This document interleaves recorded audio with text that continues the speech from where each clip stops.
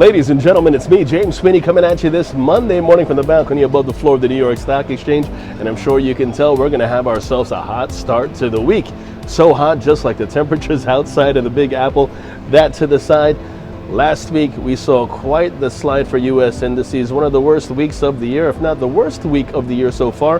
The worst since, I believe, March 2021. You know what? Let's now take a look to see how the markets are shaping up to start off the first trading session of the week, and whether or not the slide will continue, or are we going to see a bit of a bounce back for the markets. Now, U.S. stocks, they tumbled this Monday morning, pushing the S&P 500 back into bear market territory as the major averages come off their worst week since January.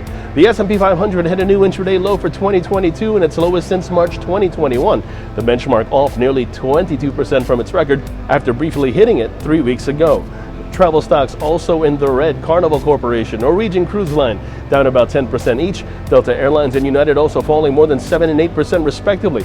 Meanwhile, investors are still reeling from the hotter than expected inflation report on Friday. The Bureau of Labor Statistics said that U.S. consumer prices rose last month by 8.6% from 1 year ago, its fastest increase since December 1981.